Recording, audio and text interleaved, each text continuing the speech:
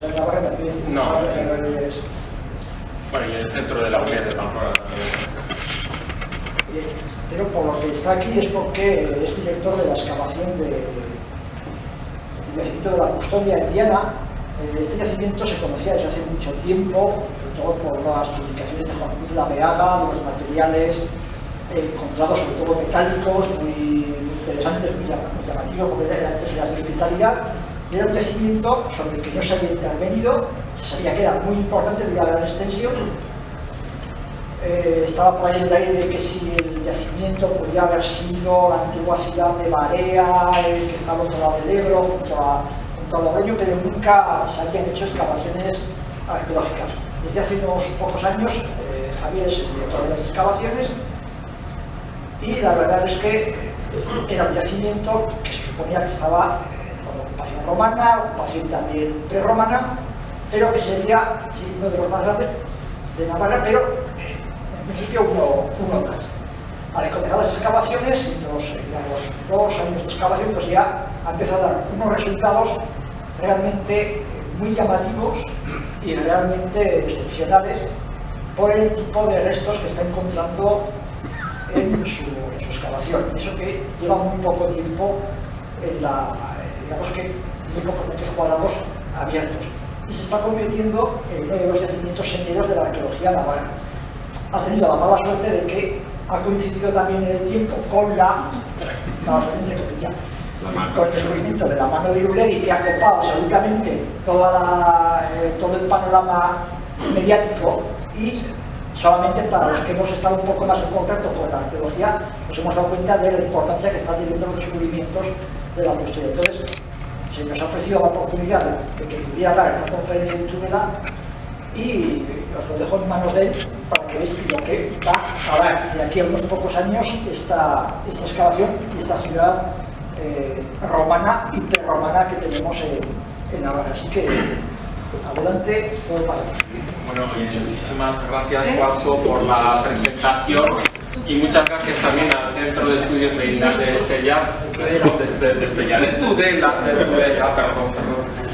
por la invitación, ¿no? Realmente estamos aquí entre amigos, bueno, hay aquí colegas, Juanjo, Maricruz, Nerea, Hitor, Fernando, Pedro, etcétera, etcétera, y alguno que me dejo, Elena, que la veo ahí y tal.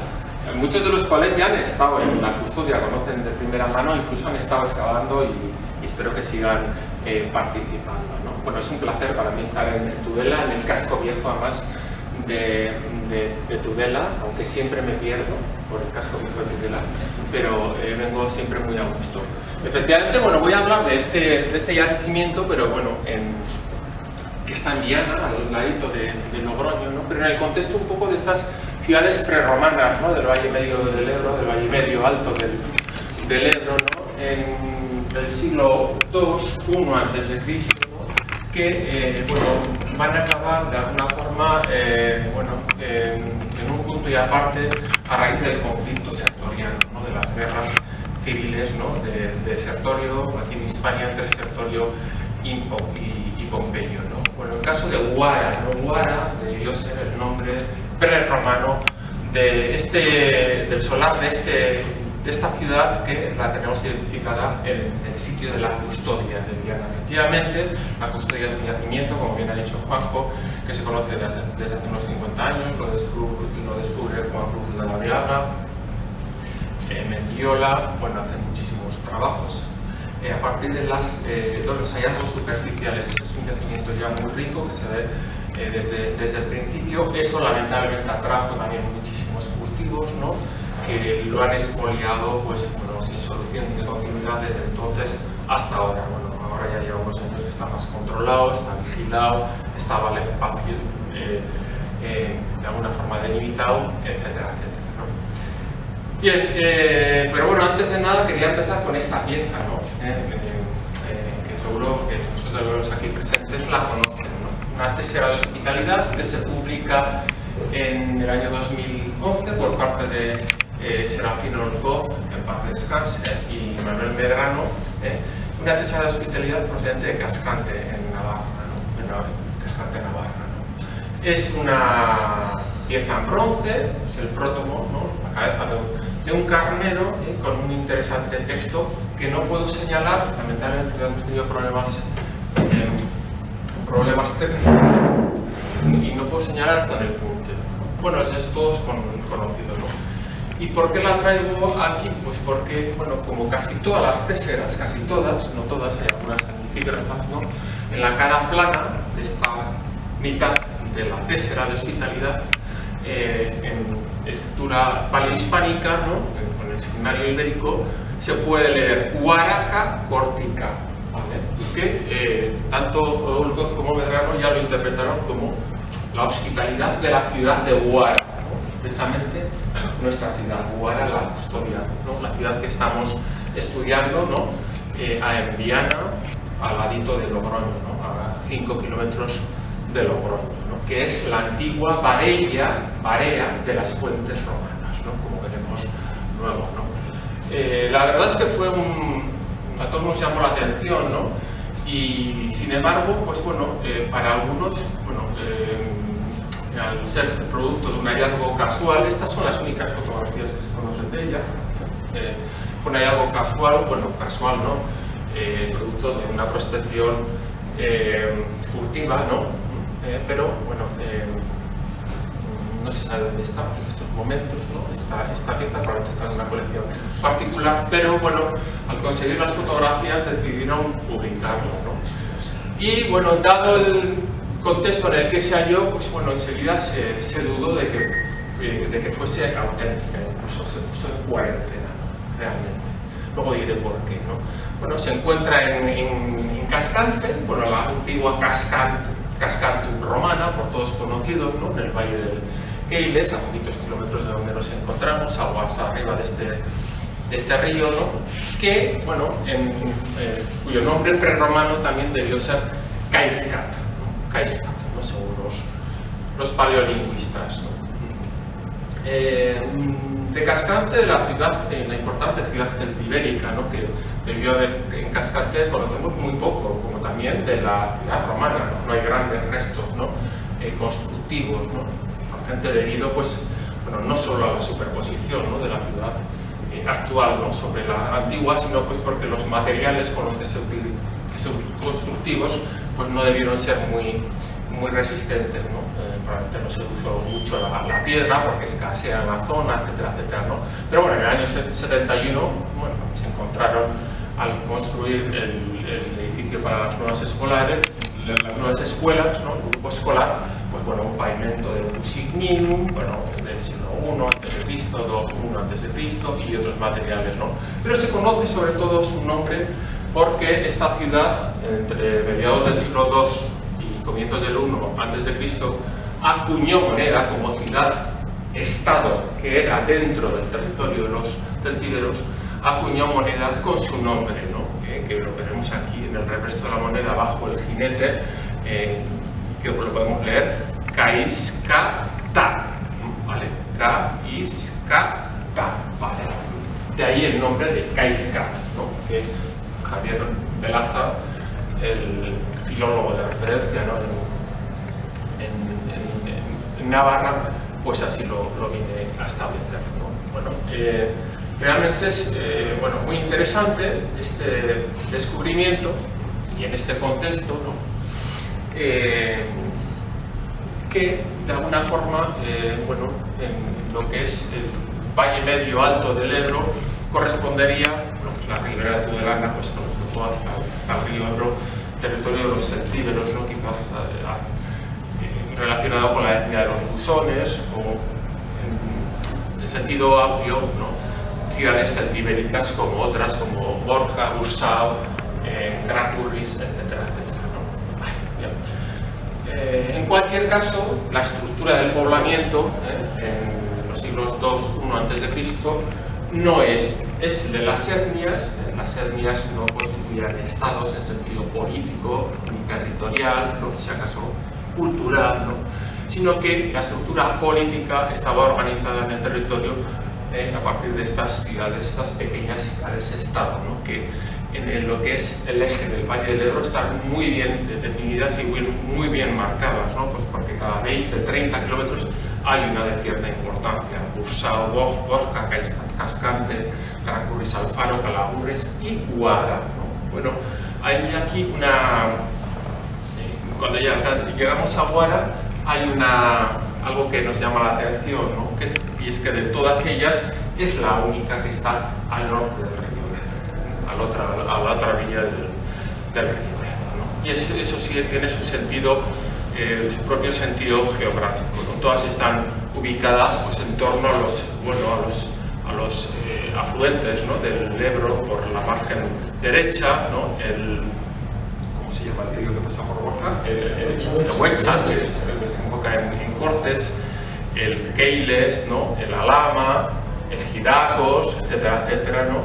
Y luego en la zona de Huelva la cosa cambia, ¿no? Porque desde el punto de vista geológico también hay una ruptura, ¿no? De lo que es el Valle del Ebro de aquí para arriba, ¿vale? Sobre todo lo que constituye la margen izquierda del Ebro.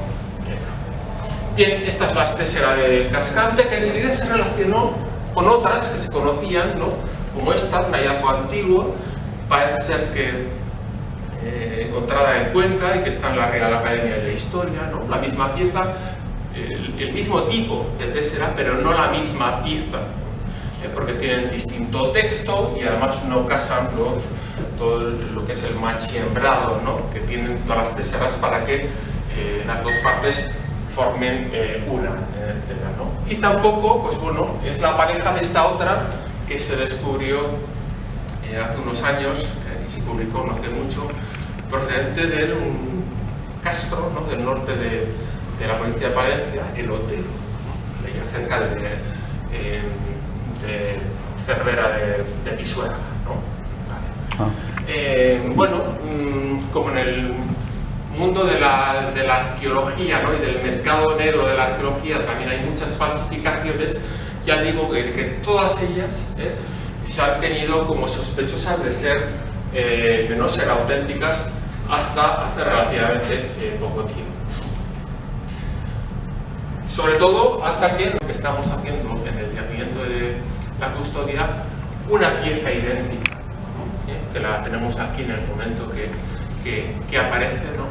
Y que enseguida, pues bueno, se nos abrió un poquito los ojos enseguida pensando que podría ser la pareja de esa tesera que ha aparecido aquí en Cascante, ¿no? Porque, como saben, pues bueno, las téseras de hospitalidad son los comprobantes de los pactos de amistad y de relación que establecían unas ciudades con otras, o incluso unos individuos, unas familias con otras, ¿no? Y eran dos partes que en un momento dado se juntaban para revalidar los pactos, etcétera, etcétera, ¿no? Era, por así decirlo, como un DNI, ¿no? Era la identificación de que, bueno, una persona o una familia tenía un hospitium firmado con una ciudad o con una familia. Bueno, este es el hallazgo que, bueno, ya lo tenemos publicado. La publicación ha salido en enero de este año, ¿no? A finales del año pasado, ¿no? Y fue realmente interesante, ya digo, al principio pensábamos que sería la pareja, era lógico, ¿no? Si en Cascante aparece la tesera de Guara, que es la ciudad donde estamos trabajando, esta podría ser su pareja. Pero bueno, a medida que estudiamos el texto, vemos que tiene la cara plana, bueno, con este punteadito y con estas palabras que se pueden leer. Lo que, advertimos es que tiene otro texto diferente a la de Cascante. Lo que pone es Tiryaku Amariko Bursauka, ¿no? Vale. Y ya también nos dimos enseguida cuenta de que no podía ser la pareja de la tésera de Cascante, aunque había aparecido en Guara, ¿no? En la Custodia, porque tampoco coincidía el sistema de machembrado que tiene los pivotes para que encajesen una con otra, porque eran algo diferentes, así como algunos modelos anatómicos. Es decir, nos encontramos con un mismo tipo de tesa formal de tésera, que probablemente, si no salió del mismo molde, sí que salió del mismo modelo, que algún broncista, pues bueno, las comercializó para, de alguna forma, que las gentes, ¿no?, de la Celtiberia firmasen sus pactos de hospitalidad. Es muy interesante el texto que aparece en esta tésera, que lo hemos estudiado con Javier Velaza, castejonés, como yo creo que todos los aquí presentes saben, porque bueno, nos habla de una persona, ¿no?, un tal Tirtacu, bueno, de la familia Amarico, por así decirlo, del grupo familiar de Amarico, Bursau de Borja, de Bursau, es decir, tenemos la tésera de alguien que firmó un pacto de hospitalidad en Guara con otro personaje de Borja, de Bursau, que es otra de las grandes ciudades celtibéricas del momento. ¿De acuerdo? Bueno, para que se hagan una idea, pues bueno, cómo se juntan, ¿no?, las dos téseras. Esto es un fotomontaje, evidentemente. Esta sería la cara del carnero, uniendo ambas caras de las dos partes de la tésera, ¿no?, que luego solían tener un rebaje para poder atarlas, etcétera, etcétera. Este es nuestro carnecito, ¿no? Aquí tenemos otra imagen. Y bueno, no es la pareja de Cascante, como tampoco lo es, no hace pareja con la de la Real Academia de la Historia, ni tampoco con la de Lotero, ¿no? Con esta es imposible porque es la misma cara del carnero, con esta podría ser, pero los detalles anatómicos también difieren algo, ¿no?, el sistema de Machimbra.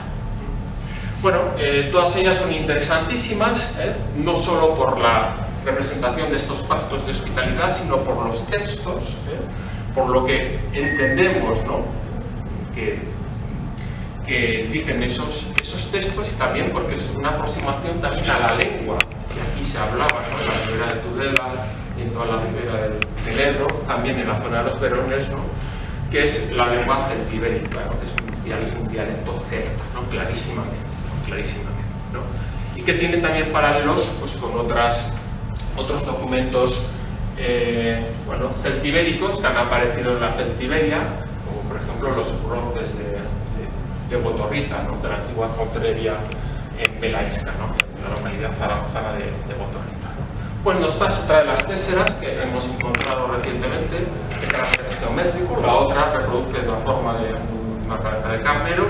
Esta es una geométrica. Y es interesante también pues porque nos habla de un tal Nemun de los Cascos, que precisamente es un grupo familiar que aparece también en Botorrita. Bueno, en la custodia ya conocíamos unas cuantas téseras más, ¿no?, que se habían descubierto, ¿no? Una con forma de cerdo, otra con forma que reproduce la forma de un toro, y otras geométricas, ¿no?, realmente muy interesantes. Para que se hagan una idea cómo es una tésera, os he traído un modelo, ¿no?, de esta tésera, ¿no?, que es una deconstrucción, por así decirlo, de un gris, ¿no?, en el que casa una parte perfectamente con la otra. ¿De acuerdo? Bueno, la pueden pasar. Vale. Muy parecido. Vale, se ha hecho con una impresora 3D, etcétera. Es un souvenir que solemos regalar a quien nos visita en la excavación. Así que podemos si te apuntas la utilizo yo en clase, ¿no? Bueno, y no crean que han aparecido muchas téseras de hospitalidad, ¿no?, en la península ibérica, ¿no? Todas, evidentemente, este es el mapa de dispersión, todas están en torno a la Celtiberia, en torno al sistema ibérico, el Valle del Ebro. Esto es la Custodia, esto es Cascante, han aparecido también en Cinturénigo, en Citero, en Grácules, en Alfaro, etcétera. Aunque hay algunas que aparecen, bueno, también por Extremadura, pero tiene su sentido porque en Extremadura hubo una ciudad fundada por los celtíberos, una tal Tamuxia, ¿vale?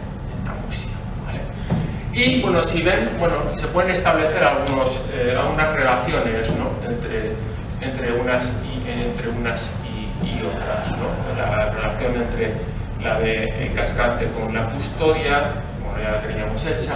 Bueno, este mapa lo tendremos que ampliar, ¿no? No piensen que han aparecido muchas téseras en Iberia, como les decía, ¿no?, en la península ibérica, medio centenar.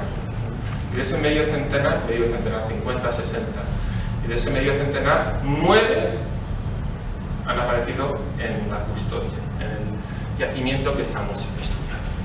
Pero bueno, no he venido aquí a hablarles de las téseras de hospitalidad, bueno, espero que es un aspecto muy muy interesante de las investigaciones que estamos haciendo, pues porque también, bueno, nos introducen, pues no solo en el mundo lingüístico, ¿no?, de estas gentes, ¿no?, que vivieron en el Valle del Ebro hace 2100 años, ¿no?, sino también, pues bueno, nos permite también hablar ya de personas, etcétera, etcétera, ¿no?, a través de estas piezas tan fantásticas, ¿no?, que incluso desde el punto de vista artístico, ¿no?, tienen gran interés, ¿no? ¿En qué contexto aparecen todas estas téseras, ¿no? Se pueden datar entre finales del siglo II y comienzos del I antes de Cristo. ¿Por qué? Pues porque en el primer tercio del siglo I antes de Cristo, bueno, hubo especialmente en la década de los 70, entre el 80 y el 72, como saben, bueno, el Valle del Ebro, como otras partes, ¿no?, de la península ibérica, fue escenario de las guerras, de la guerra de Sertorio, ¿no?, de las guerras sertorianas, ¿no?, de esa guerra que al final protagonizaron Sertorio y Pompeyo, que fue en origen una guerra civil que, bueno, acabó en Hispania en un enfrentamiento entre, pues bueno, quien hasta unos pocos años antes era el procónsul, ¿no?, de Hispania legal, que fue destronado, pues, por un golpe de estado que hubo en Roma, ¿no? Pero el dato interesante lo tenemos en el año 76 a.C. aproximadamente, ¿no? Porque un fragmento, ¿no?, de la historia de Roma de Tito Livio nos describe perfectamente cómo en una campaña de Sertorio, ¿no?, desde Castraelia, ¿no?, que tampoco sabemos muy bien dónde estuvo, hay un debate historiador al respecto, nos dice cómo Sertorio en una campaña destruyó, bueno, el campo de Borja, Bursao, pues esta línea en azul, ¿no?, el campo de los Cascantinos, también Cascante, la de destruir, el campo de los Gracurritanos, etcétera, ¿no? Se detuvo en Calahorra, la Calagurris, en Násica, porque era ciudad aliada, era ciudad pro-sertoriana, las otras eran claramente pro-pompeyanas, eran ciudades que, bueno, unas habían optado, pues, por un bando y otras por otro, ¿no?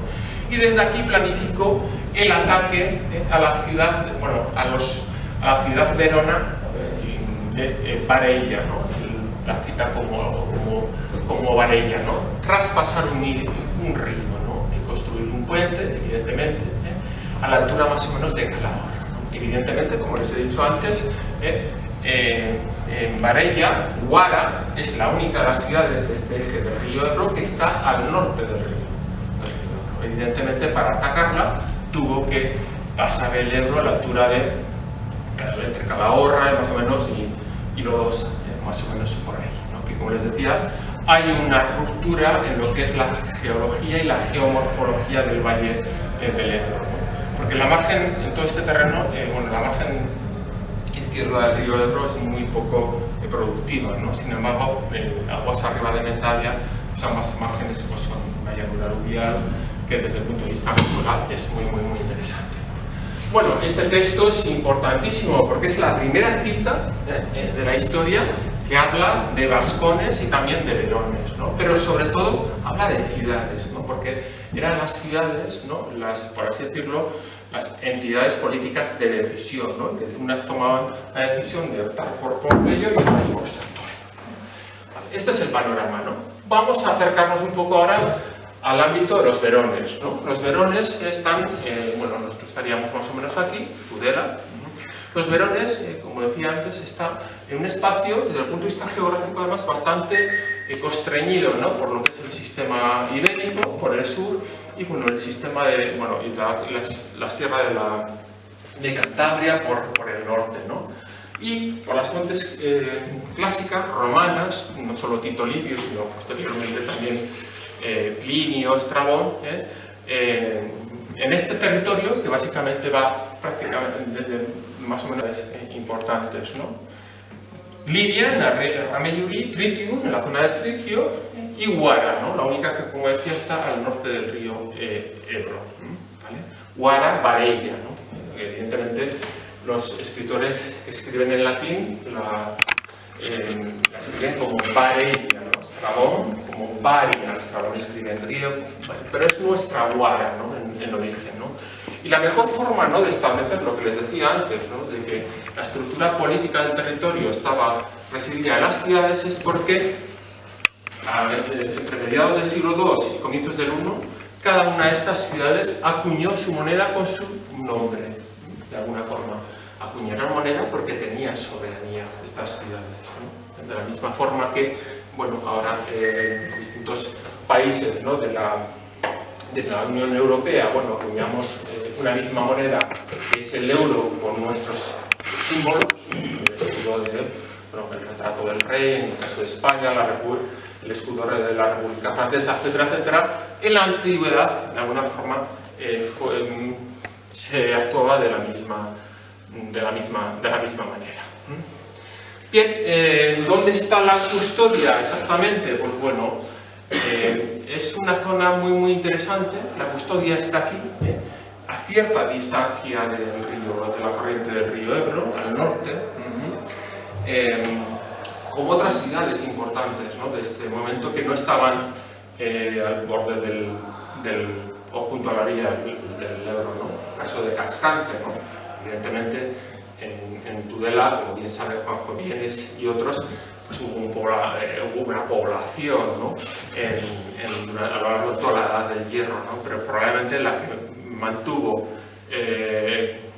por así decirlo, la jerarquía, ¿no?, en este tramo final del Valle del Queiles fue Cascante, lógicamente, ¿no? Pues la custodia está como a unos 3 kilómetros de distancia del río Ebro, ¿no? Originalmente estuvo en altura, aquí en Monte Cantabria. Durante muchos años ha habido un debate historiográfico, ¿no? Esta es la divisoria entre Navarra y la Rioja. Claro, los riojanos siempre han apostado por Monte Cantabria, ¿no?, como el sitio, ¿no?, donde estuvo la varella prerromana, ¿no? Pero bueno, los hallazgos en la custodia, ya desde los primeros estudios de Juan Cruz Laviaga, han sido determinantes, ¿no?, para establecer que la ciudad de Varella, nuestra Guara, estuvo aquí, ¿no?, entre los siglos II y I a.C., comienzos del I a.C. Guara también acuñó varias series de ases, como Cascante, como Calvagorris, como Bursao y otras. Estas son las series, ¿no?, que van desde las más antiguas, que son estos modelos mucho más toscos, a las últimas series que se acuñaron en torno a los años 70, precisamente en torno a las guerras sartorianas. ¿De acuerdo? Bueno, en el siglo II, principios del I a.C., en esta ciudad, ¿no?, y en otras del Valle del Ebro, de alguna forma ya vivían no al margen de Roma, ¿no?, sino que ya habían adquirido buena parte de su cultura material, ¿no? De ahí que encontremos, junto a producciones, ¿no?, de vajilla indígena, como esta especie de copa, que en realidad es una crátera, ¿no?, celtibérica, encontremos también otras producciones de importación, ¿no?, como este vaso de barniz negro o campaniense, etcétera, etcétera, ¿no?, bueno, que son materiales que ya son muy conocidos de la custodia. ¿Cómo es el yacimiento, no? Bueno, y esto nos puede dar pie de alguna forma a conocer cómo eran estas ciudades al final de la Edad del Hierro, ¿no? La custodia, bueno, en estas dos vistas lo vemos, ¿no?, se ubica entre dos ríos, ¿vale?, en una horquilla fluvial, en una pequeña meseta. Es un terreno, bueno, relativamente llano, pero bien delimitado, ¿no?, por esta configuración geomorfológica, ¿no?, de los arroyos del Loncar y Perizuelas, ¿no? Inicialmente fue un pequeño poblado de la Edad del Hierro, que poco a poco, bueno, fue creciendo, evidentemente, conforme fue avanzando, ¿no?, el primer milenio antes de Cristo, y es en el mediados del siglo II antes de Cristo cuando advertimos ya que creció de golpe, ¿no?, en relativamente poco tiempo, muchísimo, ¿no?, hasta alcanzar una superficie de unas 14-15 hectáreas. ¿no? Que es un terreno bastante extenso, ¿no? Para que se hagan una idea, la Numancia, la mítica Numancia, más o menos lo que fue la ciudad en época celtibérica, tuvo unas 8 hectáreas. La Custodia llega a alcanzar cuando menos 14, 15, probablemente muchas más, ¿no? Esta es la estructura, ¿no? del yacimiento, de la ciudad. Este es el solar que ocupo, aunque tenemos un problema, ¿no? A la hora de investigar en la Custodia, y es que prácticamente el 100% de la superficie es terreno agrícola y particular. Lo que nos condiciona muchísimo, ¿no? A la hora de obtener permisos de los propietarios para abrir unas catas, unos sondeos, ¿no? Porque realmente nos encontramos en una... No pasa, ¿verdad?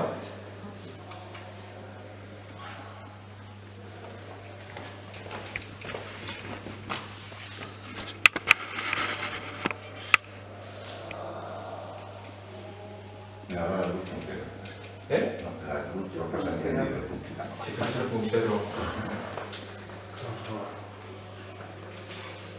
Porque no pasa. Inicial y preliminar, ¿no? de lo que es la investigación arqueológica, ¿no? Por los aparatos que han visto en la diapositiva anterior, no quiero tocarla, era el georradar, ¿no? Antes de empezar a excavar, lo que hicimos fue una prospección, bueno, ahora está pasando de forma automática. Y ahora ya, yo no he hecho nada, Yo no he hecho nada, a ver, la diapositiva oficial.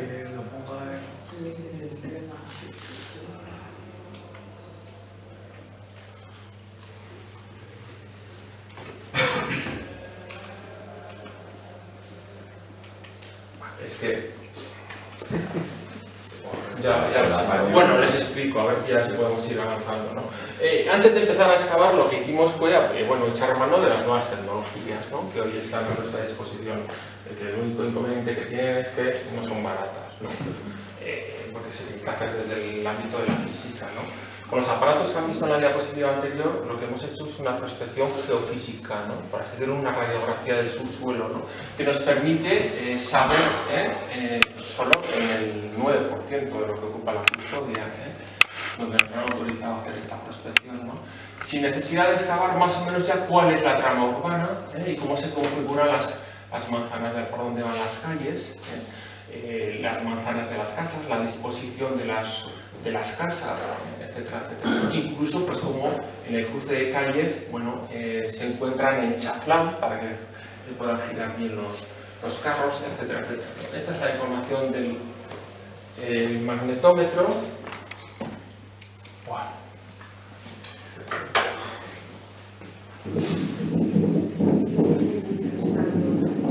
El vídeo ha saltado. Ha saltado el vídeo, sí, pero vamos.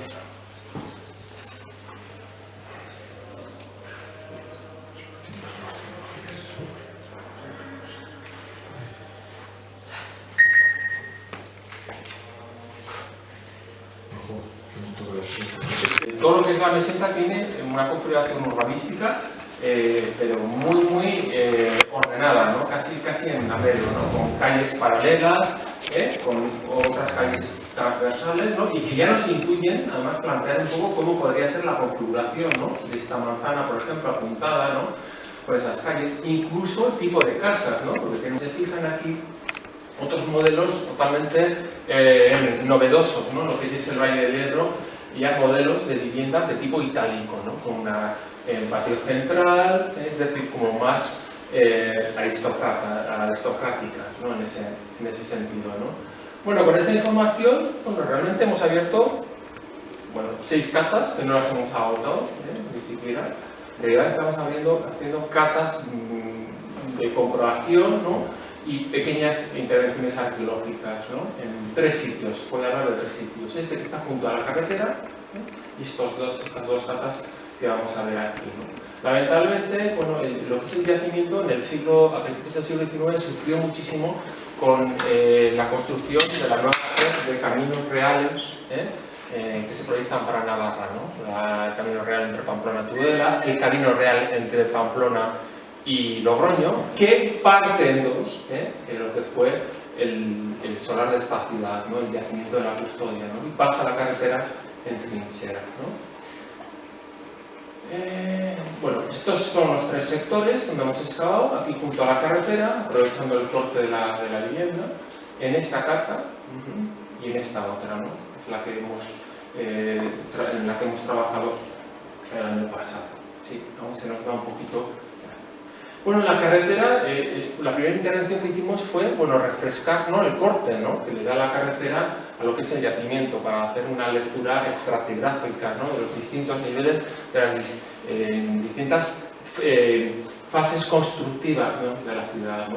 Ya se veían cosas ya en este simple perfecta, una simple limpieza, ¿no?, la muralla, un pavimento que parecía de una calle, estructuras de viviendas, etcétera, etcétera, ¿no? Conforme, bueno, avanzamos los trabajos, abrimos en área una pequeña cata sobre ese perfil para ir comprobando cosas, ¿no? Claro, la hipótesis de partida era que, bueno, esta evidentemente fue la ciudad que destruyó Sertorio, ¿no? Bueno, y ahí chocando con, ya he dicho antes, pues, algunas interpretaciones de arqueólogos riojanos, ¿no?, que la situaban en Monte Cantabria, etcétera, etcétera, ¿no? Nosotros sospechábamos que era este solar, pues, la gran cantidad de material que aparecía en superficie, ¿no? Y enseguida lo pudimos comprobar, ¿no? Ya en la primera cata pudimos ver cómo un nivel de destrucción, de fuego terrible, techa toda la secuencia ocupacional, ¿no?, de la ciudad, ¿no?, y todas las estructuras, ¿no? No hay más que ver el tono rojizo del sedimento que ya empezamos a excavar aquí, y ya, pues, bueno, la presencia de algunas armas, ¿no?, esta punta de lanza, ¿no?, sobre el pavimento de lo que va a ser la calle, etcétera, etcétera, ¿no?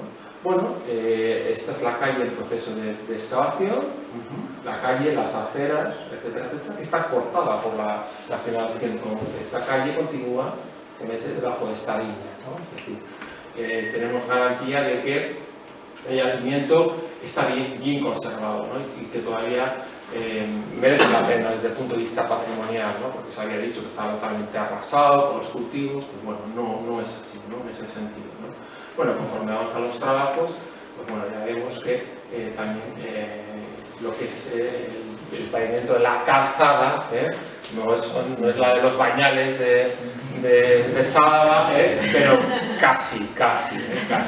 Hay que tener en cuenta que esta es una ciudad prerromana, estamos en el siglo II antes de Cristo. Y esta es una vista octogonal, ¿no?, una fotogrametría del sector que excavamos junto a la carretera. Este es el parque que viene el corte de la carretera. Este año pretendemos seguir ampliando por aquí la excavación, ¿no? Nos centramos en lo que es la trama urbana, porque además junto a la carretera no pudimos trabajar con los aparatos que se utilizan para la prospección geofísica, porque están continuamente pasando los coches y alteran la información, ¿no?, del magnetómetro, del georradar, ¿no?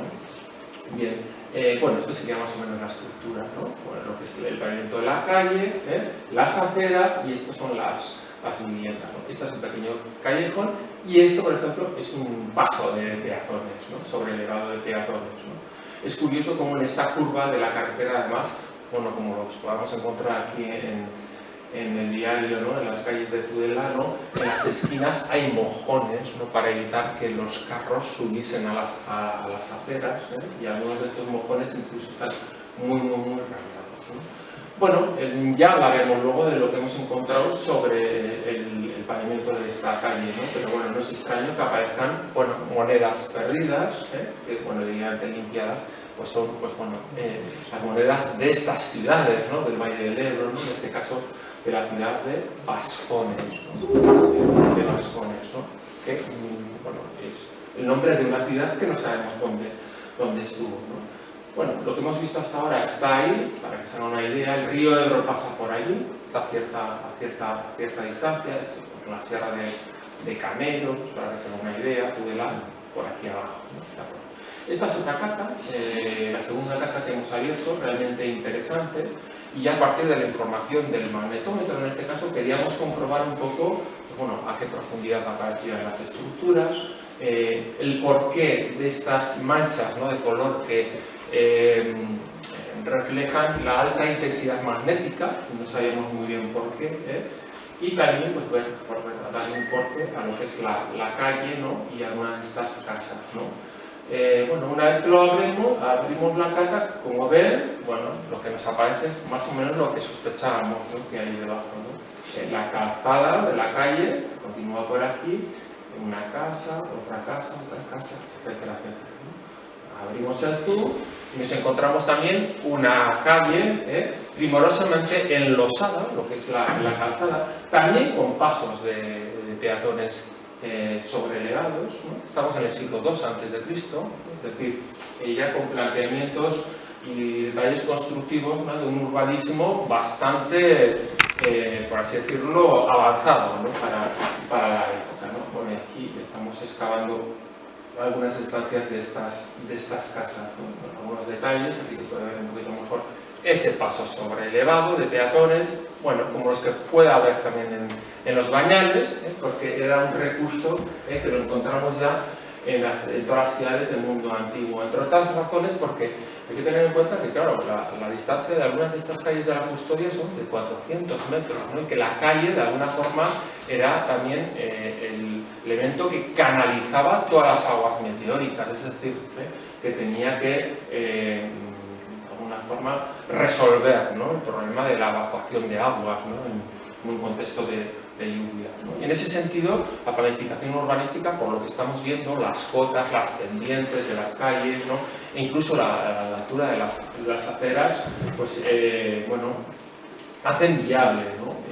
Lo que es el problema recurrente de la evacuación de las aguas, ¿no? Y si se fijan, bueno, toda esta zona ocre, ¿no? Que es, en realidad, que es lo que marcaba la mancha, ¿no? Del magnetómetro, en realidad son todos los adobes de las casas que se cocieron con el incendio posterior al ataque que recibieron los varillenses por parte de Sertorio. De alguna forma el incendio fue tan potente que cogió los adobes y los convirtió en ladrillos, ¿no? Que estaban aquí en proceso de excavación, ¿no?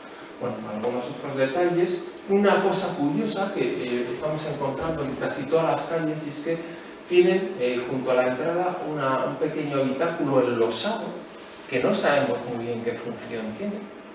Esto es algo extraño, pero se repite en esta casa, en esta otra contigua y en otras que hemos excavado este año, ¿no? Sospechamos si pudiera ser algún tipo de cuadra para animales, etcétera, etcétera, pero hemos hecho análisis de fosfatos y no, en principio no son concluyentes, ¿no? Para que se hagan una idea, con el paso de cebra, las aceras, etcétera, etcétera, ¿no? Y aquí sí que tuvimos un hallazgo sensacional, ¿no? En 2021, para que se hagan una idea, bueno, debajo de todos estos troncos quemados y de las puertas de las viviendas quemadas que aparecen, aquí lo encontramos. Voy a pasar el vídeo, ¿vale? Porque no tenemos tiempo. Encontramos el contenido de un zurrón con la munición de un hondero, ¿no? Con 60 proyectiles de honda de plomo, que un hondero debió perder, abandonar, porque entre otras cosas le pesaba casi 3 kilos de peso, ¿no? En un momento de peligro pues tuvo que desprenderse de él, ¿no? Bueno, esto es una imagen que Iñaki Diegues, nuestro dibujante, pues ha hecho, ¿no? Para intentar reproducir la escena, ¿no? Y al igual bajo el encintado de la acera, frente a la puerta de una casa, pues bueno, el contenido de estas ondas, ¿no? Que son realmente interesantes desde el punto de vista de lo que es la arqueología militar, porque no conocemos un hallazgo similar, ¿no?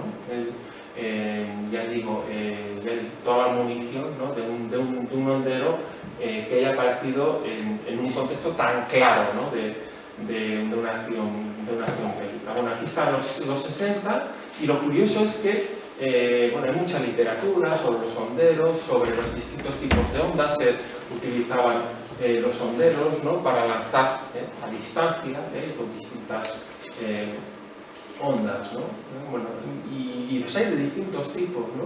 Bicónicos, ovales, losángicos, etcétera, etcétera, ¿no? Los estamos estudiando ahora porque, bueno, este trabajo que lo hacemos con Fernando Quesada de la Universidad Autónoma de Madrid, especialista en armamento, ¿no? de época antigua, ¿no?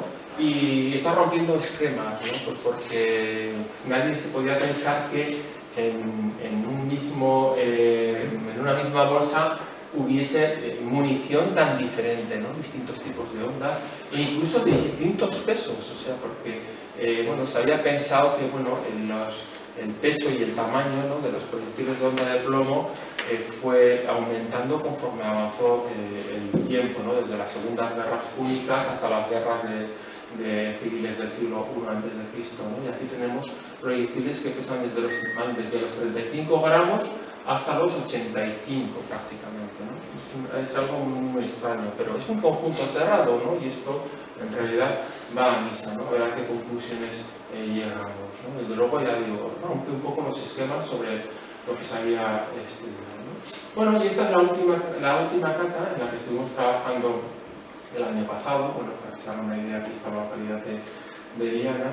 Esta es la marcación, ¿no?, entre una calle principal y una transversal de carácter menor, ¿no? Bueno, este es el resultado, si se fijan, más coincide, evidentemente, cruce de calle, y alguna lista de lo que es la excavación, ¿no? Bueno, el pavimento, y sobre el pavimento, todo el depósito, todo el derrumbe de las viviendas, que tenían una cimentación de piedra, como casi todas las estructuras domésticas del Valle del Ebro, y alzados de adobe, ¿no? Adobes que con la temperatura que alcanzó la combustión de las casas se cocieron, ¿no? De ahí que se hayan mantenido prácticamente intactos, ¿no? Bueno, el trabajo de limpieza, de determinación, de fotogrametría, pues ha sido laborioso, porque es un terreno muy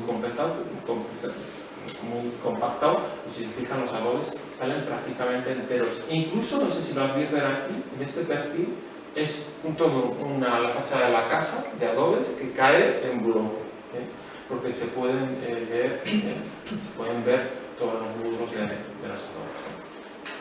En todos los tramos de calle que hemos abierto aparecen los correspondientes pasos de peatones sobrelevados, porque es que la altura de las aceras es de más o menos 40 centímetros, ¿no? Y hay que tener en cuenta que, bueno, en momentos de alta pluviosidad, ¿no?, de tormentas, etc., realmente esta calle era un verdadero río, ¿no?, de agua, porque sobre ella descargaban todas las vertientes de las casas, ¿no? Bueno, otro detalle, arqueológicamente, pues bueno, y desde el punto de vista estratigráfico tampoco es muy complicado, ¿no?, porque todo es un único nivel de destrucción, ¿no?, con muchísimos matices, en el que aparecen pues adobes cocidos, troncos de la arquitectura de las viviendas carbonizados, etcétera, etcétera. Una película de ceniza sobre el pavimento, etcétera, etcétera, ¿no?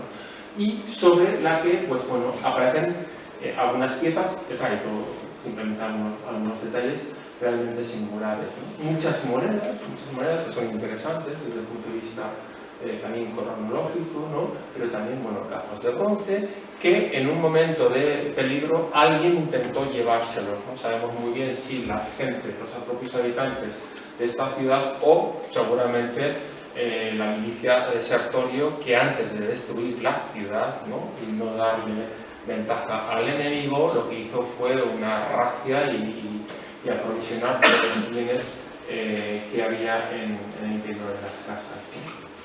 Bueno, otra de las monedas que encontramos, una vez limpia, de la ceja Báscules, etcétera, etcétera, ¿no? Bueno, esta es la fotografía cenital de septiembre del año pasado, y la estructura urbanística, ¿no? El cruce de calles, la calle principal, las dos laterales, las viviendas, el paso de peatones, etcétera, etcétera. ¿Y qué es lo que nos hemos encontrado sobre el pavimento de la calle, ¿no? Y esto se te puede hacer una verdadera sorpresa, porque no hay muchos paralelos tampoco en la cultura ibérica, ¿no? Bueno, y ya ven, ¿no?, el esqueleto de una persona en proceso de documentación, ¿no?, fotogramétrica, y aquí, bueno, en el momento en el que se está procediendo a su limpieza y extracción, ¿no? Bueno, este es uno de ellos, pero de los tres tramos, de las tres catas en las que hemos descubierto un tramo de calle. En 2 de ellas nos hemos encontrado a bastantes personas que fallecieron de forma violenta en el ataque previo a la destrucción de la ciudad de Huara Bareña, ¿no? En la cata de la carretera nos hemos encontrado al menos a 4 personas, ¿no? Uno aquí y otros 3 al menos ahí, porque estos están bastante alterados, ¿no? Los huesos. Este aparece, como verán, en perfecta conexión anatómica, pero lo que estamos viendo es que tras el ataque, algunos de estos cuerpos quedaron semienterrados y sobre ellos luego, pues bueno, se cebaron algunas alimañas, ¿no? Algunos carnívoros, ¿no? Pues que devoraron parte de los cuerpos, ¿no? Lamentablemente nadie, tras la destrucción de la ciudad, nadie volvió a este sitio a recuperar los cuerpos, ¿no? Y a darles una sepultura en condiciones, ¿no? Como este muchacho de unos 20 años, ya lo tenemos estudiado, ¿no? Que bueno, cayó prácticamente desde la acera, ¿no? Esta se la pintado en la acera y aquí está totalmente bueno, escachado, ¿no? Y muy alterado también por el fuego, ¿no? Es un problema que tenemos, ¿no? Pero bueno, portaba una bonita hebilla, ¿no? Una fíbula de tipo anular hispánico, ¿no? Y la tenemos, ¿no? El interés de este primer cuerpo que sacamos fue el que enseguida vimos, ¿no? Que tenía una lesión de arma blanca en el parital izquierdo, que es este fragmento del cráneo, que no es sino un espadazo, ¿no? Que es la causa de la muerte, ¿no? De este individuo, como digo, varón de unos 18, 21 años, ¿no? Bueno, esta debió ser la punta de lanza que llevaba, porque apareció muy cerquita. Bueno, aquí la tienen ya restaurada en el almacén de arqueología de Pamplona. Y esta es un poco la recreación ¿no? de cómo pudo ser la escena, ¿no? de este ataque y de esta muerte, ¿no? Del muchacho que quedó así tendido, ¿no? Sobre el pavimento de la calle, ¿no? Bueno, todo es una recreación, evidentemente, en el que ha participado también un poco la imaginación, ¿no? del dibujante, de Iñaki Diegues, ¿no? Esta ilustración la hicimos para una exposición ya del Museo de Navarra, ¿no? Y en el que yo les di algunos detalles, pues bueno, pues también en el fondo, ¿no? Pues bueno, dibuja también otros ataques, etcétera, que de momento, cuando lo hizo, no habían aparecido, ¿no? Pero luego, como veremos, se han confirmado, ¿no? Bueno, de este recientemente hemos obtenido una fecha de carbono 14. Realmente, bueno, como saben en arqueología, el método del carbono 14, bueno, es un recurso que tenemos sobre todo los prehistoriadores para aproximarnos en el tiempo, bueno, los distintos niveles, ¿no? O restos que vamos encontrando, ¿no? Pero bueno, hubo la oportunidad de hacer una adaptación, pero es que se hagan una idea más o menos la fecha, o por así decirlo, la horquilla, ¿no? Que nos da el margen, ¿no? De años, ¿no? Que nos da el método del carbono 14 y coincide más o menos con ese 76 a.C., año en el que se produjo el ataque de Sertorio sobre la ciudad de Bareña, ¿no? Bueno, este individuo también debió portar una de estas hebillas de cinturón muy decorada en bronce, que curiosamente también tiene una serie de reparaciones muy interesantes. Y bueno, junto a él también salió esta punta de esta lanza, un soliferrum, aunque bueno, también podría ser un arma de ataque romana, ¿no? En este conjunto de huesos que vemos aquí, humanos, en proceso de excavación, como decía antes, alterados por las alimañas, hemos encontrado al menos a 3 individuos, ¿no? Curiosamente todos varones, ¿no? De los que tenemos determinado el sexo, hasta la fecha todos son varones, ¿no? El sexo lo podemos determinar en esqueletos adultos, no en los niños, ¿no? Aunque también puedo avanzar que ya hemos obtenido el ADN, tenemos el código genético del anterior que hemos visto,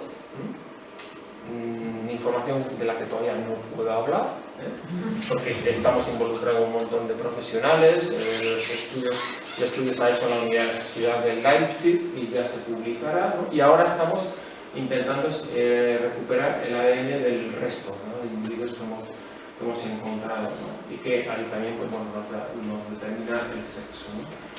Curiosamente, uno de estos tres individuos, también un varón joven de unos 17, 21 años, ¿no? Recibió varios golpes, ¿no? Tiene lesiones de arma blanca. Una de ellas en el brazo lo tiene cortado, es decir, es la típica lesión de parada, ¿no? Cuando uno va a recibir un ataque, evidentemente se protege con la mano, y luego en el cráneo tenía 4, no uno, sino 4 espadazos, ¿no? Lamentablemente, ¿no? Uno de ellos que le corta parcialmente el maxilar, que probablemente es un intento de decapitación, ¿no? Esta es la secuencia más o menos, el perfil de espadazos en los dos brazos y en el cráneo 4 ni más ni menos, con este que le corta parcialmente el maxilar inferior, ¿no? Y bueno, en la plaza que denominamos 3 del otro sector, pues bueno, básicamente lo mismo. Si puedes traer para acá, vale.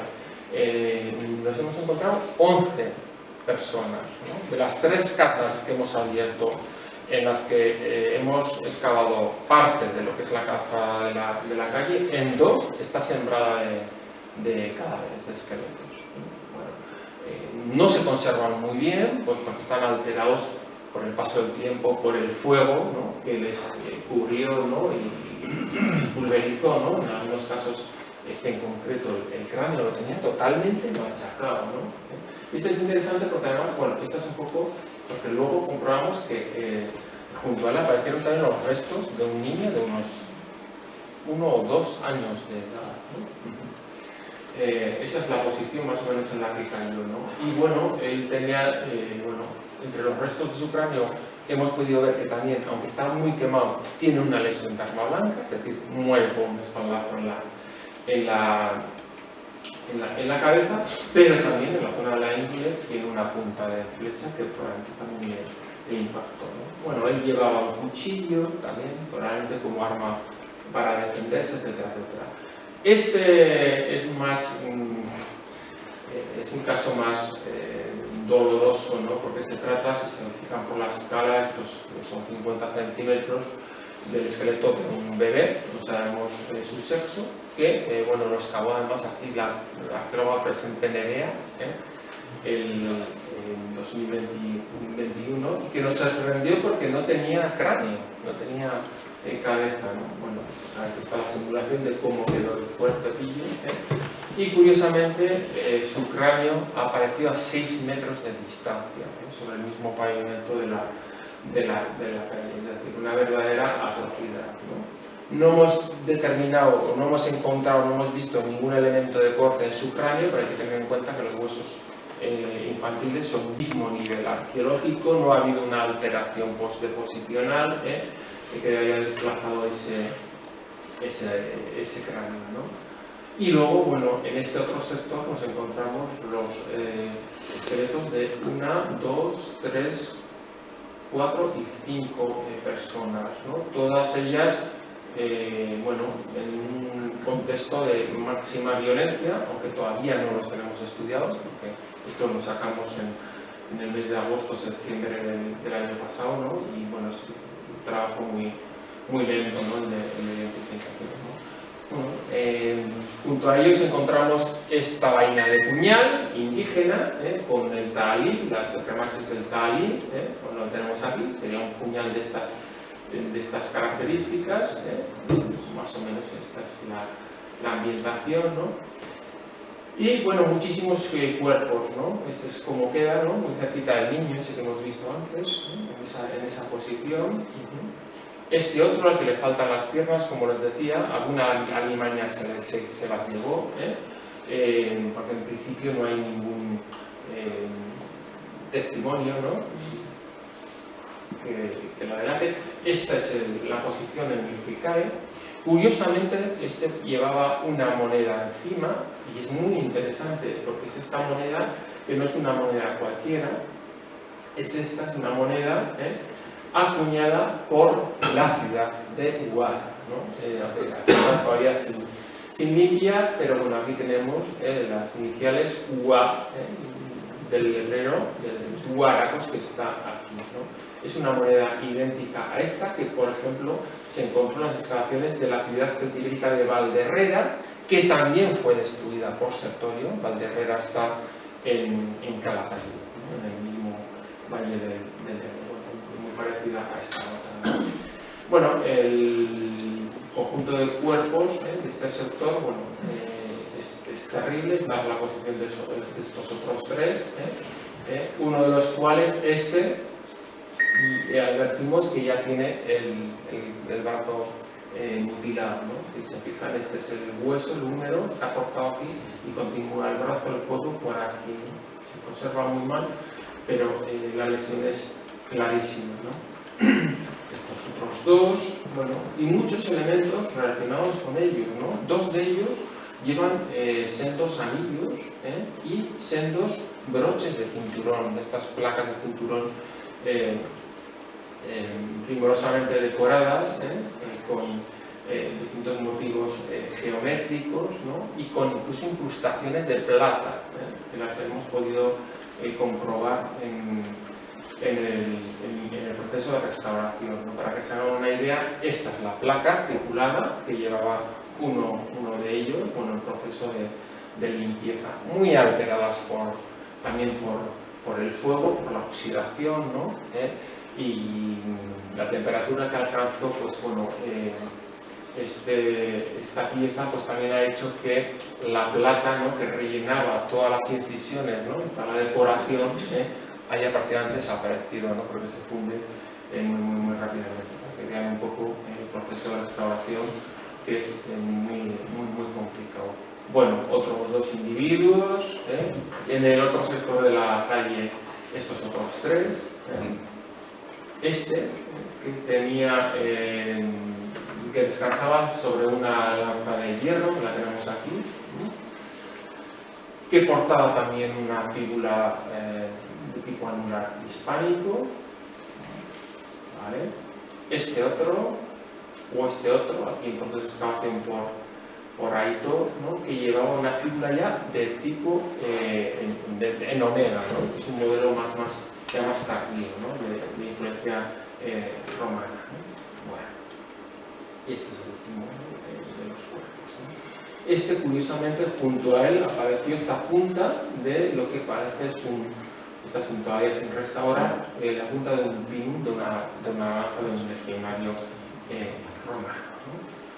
Este es el escenario con el que nos hemos encontrado, ¿no? Lamentablemente hemos coincidido en el tiempo con la guerra de Ucrania, ¿no? Enseguida esta diapositiva yo creo que a todos nos traslada también a lo que estamos viendo, ¿no? Las ciudades ucranianas, ¿no? De cuerpos, ¿no? Abandonados, ¿no? Sobre las calles, ¿no? El ataque fue terrible, el contexto es de máxima violencia. De momento solo estamos encontrando a varones, pero también niños. No hemos podido determinar el sexo de todos estos esqueletos, ¿no? Bueno, estamos expectantes, ¿no? A ver si realmente aparece o no alguna mujer, ¿no? No descartamos de que se las pudieran llevar previamente, ¿no? De alguna forma, pues, para abusar de ellas, etcétera, teniendo en cuenta cómo se las tomaba el ejército, ¿no? Y por último, y con esto ya acabo porque nos estamos extendiendo muchísimo, bueno, esta es la fotografía cenital con esos 11 individuos, el niño que, bueno, rodó rodó hasta ese punto, ¿no? El cruce de las calles, ¿no? Y bueno, cuando encontramos el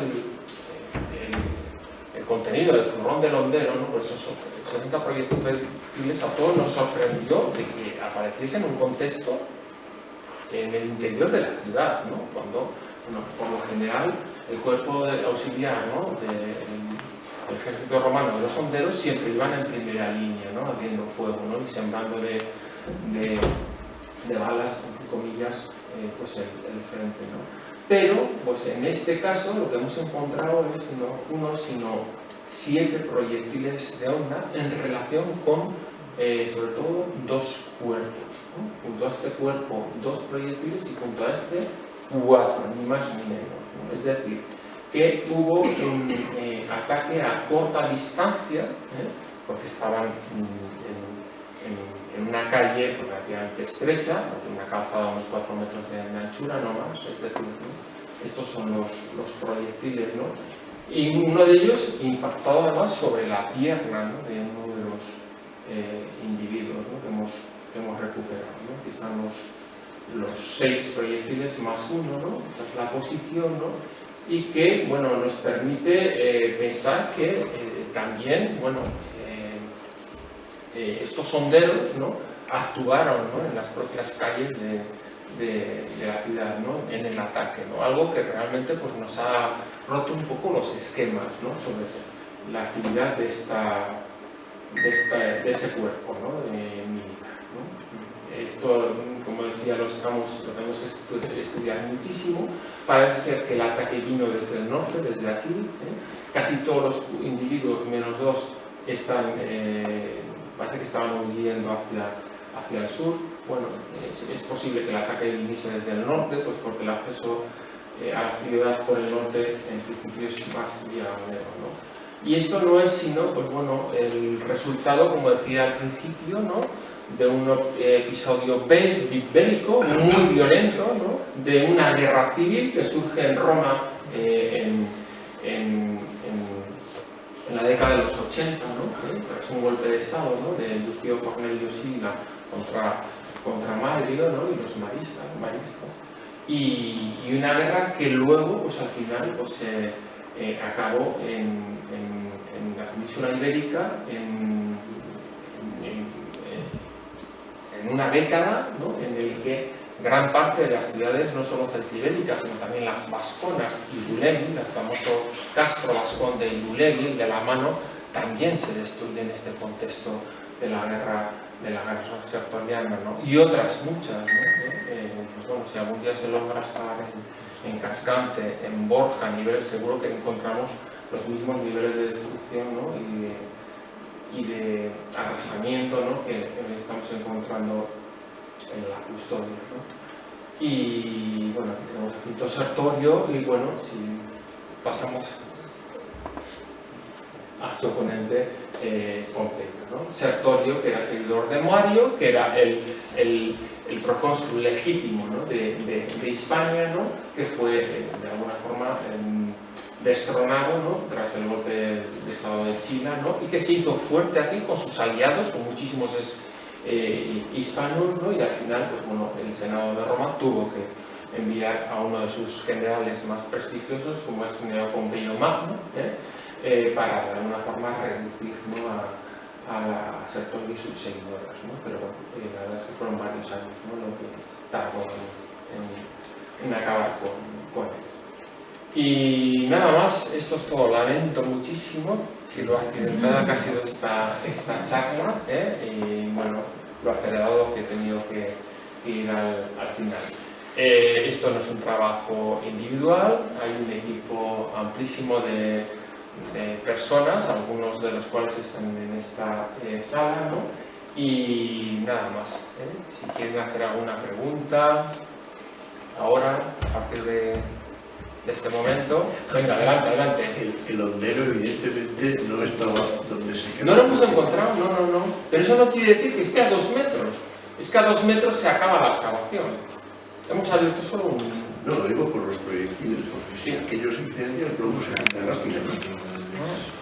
No, pero no se fundió, hombre, tan rápido no, necesita muchísimos grados, cientos de grados para fundirse, ¿no? Pero bueno, hay unas cosas que se funden, que se conservan mejor que otras, ¿no? Pero esto estaba realmente intacto, sí. Estaban los 59 juntitos y el 60 apareció como a 80 centímetros de distancia, que pensamos incluso que estaba cargado en la onda, ¿no? Es curioso, ¿no? El vídeo, bueno, no he podido poner el vídeo, pero además, bueno, ya sabíamos que había algo metálico, pues porque, claro, antes de excavar hacemos una ¿Qué detección. profundidad alcanza? Has hablado de georradar y de magnetón. ¿Hasta dónde podéis llegar con eso? Pues depende, claro, es una técnica que está en estos momentos también un poco en experimentación, que se va perfeccionando, ¿no? Y una de las desde el punto de vista metodológico también el hecho de haber excavado donde hemos excavado es para comprobar realmente a qué profundidad aparecen las cosas, porque eso el georradar no nos lo dice, ¿no? Detecta anomalías en el subsuelo, ¿no? Que obedecen fundamentalmente, por ejemplo, no detecta el adobe. No, el adobe es tierra. No, tiene que ser un elemento duro, pétreo, que rompa un poco con la estructura, ¿no? del nivel, ¿no? Entonces, por ejemplo, claro, fue una sorpresa también para Quiñe García la física que ha hecho la prospección, porque hay algunas cosas, por ejemplo, a cierta profundidad, a 80 centímetros, que como tales no las detectaba ya el georradar. Pero bueno, depende también de la calibración del georradar, etc. ¿Sí? Bueno, yo creo que, oye, igual estoy equivocado, que SESMA, entonces un topónimo se suma que es celta. ¿El qué? SESMA. La SESMA. SESMA se suma que era celta, o sea, el nombre siempre me pareció que estaba de habitar.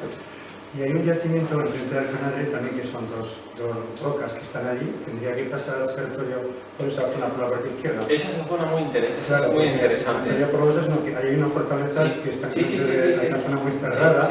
Pero luego hay varios poblados fortificados, efectivamente, el Abad, el Castillar, en la zona de Sesma están los Cabezos, etcétera, etcétera. Y es ahí donde se produce un elemento de ruptura, ¿no? De lo que es la geología y la geomorfología del Valle del Ebro. Por eso probablemente también está ahí el acueducto romano.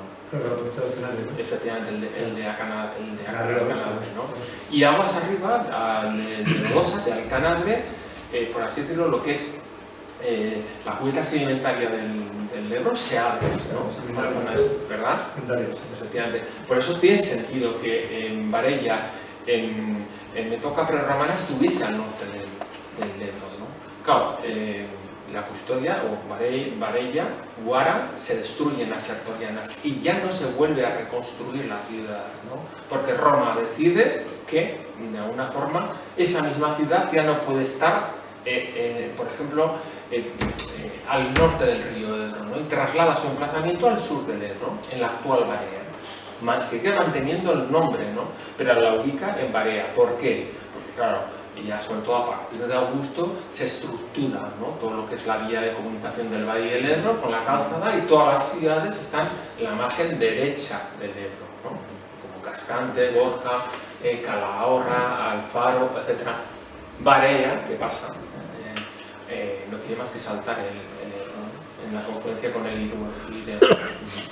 Pero bueno, es un tema que ocurre, no es único el caso de un cambio de emplazamiento, por unas razones estratégicas. No sé, el caso también un poco, ya más adelante, de Celsa, por ejemplo. Celsa, que también fue una ciudad ibérica, en este caso estaba al norte del río Ebro, ¿no? Que se romanizó, pero luego ya no tenía sentido, ¿no? Que permaneciese en esa ubicación. Cuando ya Augusto funda Zaragoza, Casa Augusta, pues Celsa cayó un poquito en desgracia. No se abandonó, pero bueno. Y otras muchas, hay muchos cambios de ubicaciones, ¿no? Valderrera, por ejemplo, también se abandona, y otras muchas, Segeda, etc. Hay una cosa muy curiosa, es un poco el procedimiento de la urbanización, ¿no? Que 50 años antes habíamos estado con las guerras celtibéricas. Sí. No hemos hablado de las guerras celtibéricas, que es interesantísimo, es otro tema, Y ahora, es otro momento. 50 años después, tenemos ciudades que vienen del mundo indígena que están ya siendo partidarias de una guerra civil que en teoría ni les va ni les viene. Y se están, matando unos a otros hasta tal momento. Es muy interesante, es muy interesante, porque evidentemente, pues Roma las conquista, evidentemente, después de las guerras celtibéricas y tal, entran a formar parte un poco del proyecto de Roma, ¿no? Y empiezan a acuñar moneda, manteniendo cierta autonomía, pero ya de alguna forma para pagar impuestos, ¿no?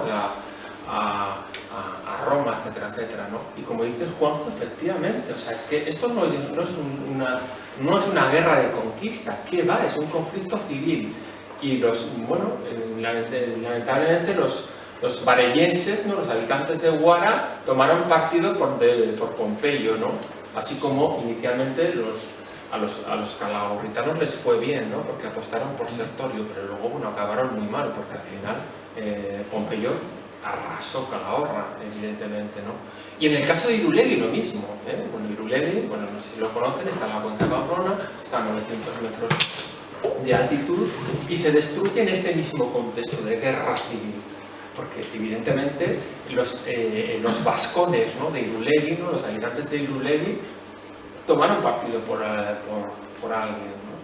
Es decir, y ya estaban también en Irulegui, también está saliendo vajilla campañense de importación, es decir, que ya estaban enrolados un poco a lo que aportaba, ¿no? la nueva civilización y la cultura romana, por supuesto manteniendo su lengua. Evidentemente una lengua no se puede imponer, ¿no? Costó, pero al final, bueno, el proceso de latinización también, bueno, acabó pues, con la lengua celtibérica, etcétera, etcétera. No con la protovasca o la vascónica, como saben ustedes, ¿no?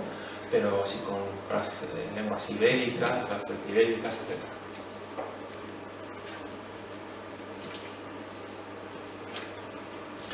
A ver, tiene que haber muchísimos testimonios de las guerras sertorianas por todo el valle del Ebro, ¿no? Sí, pero porque esta, por ejemplo, esta no se vuelve a ocupar otra vez, no.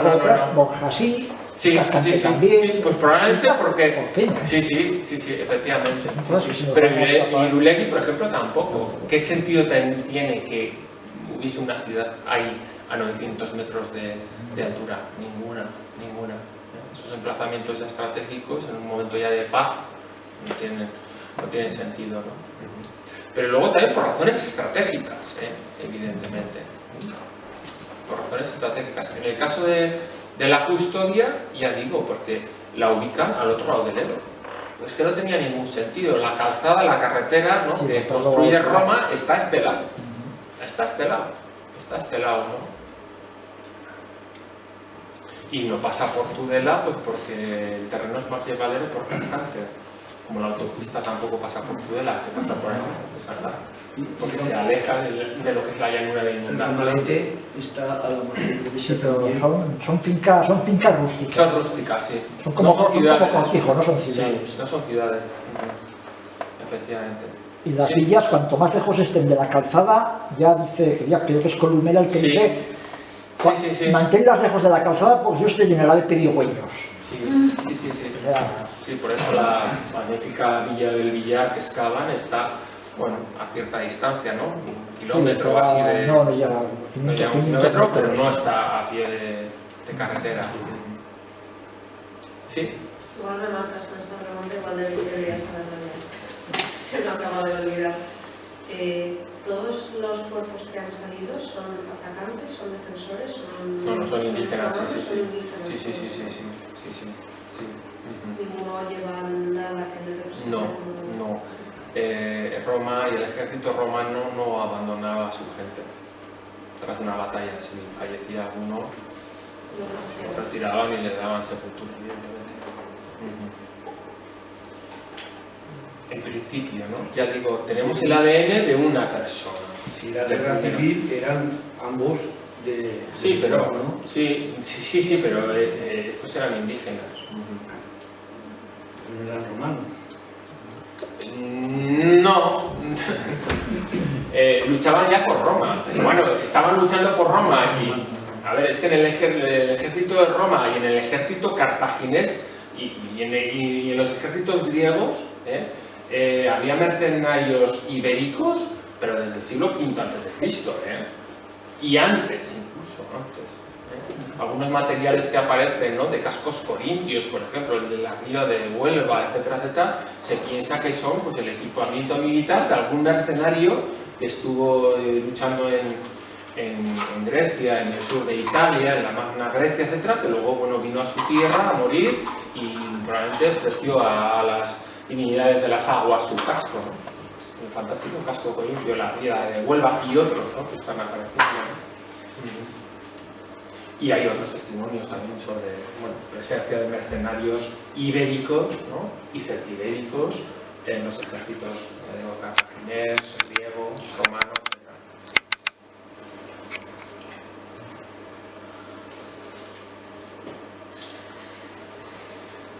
Bueno, pues si una pregunta, Pues vamos a acabar la muchísimas intervención. gracias por la atención, ya lo siento cómo ha ido todo.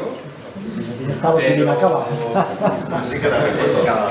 Sí. Otras pasan desapercibidas. Bueno, están invitados a, si quieren venir en agosto, estaremos en agosto. No vayan por libre porque es muy peligroso el acceso por la carretera. Es un tramo viario, ¿verdad? Complicado, en el que casi todos los años hay algún muerto, pues porque por la alta densidad de tráfico, cambios de rasante, etcétera, etcétera, ¿no? Entonces, es cuestión de quedar. Y nada.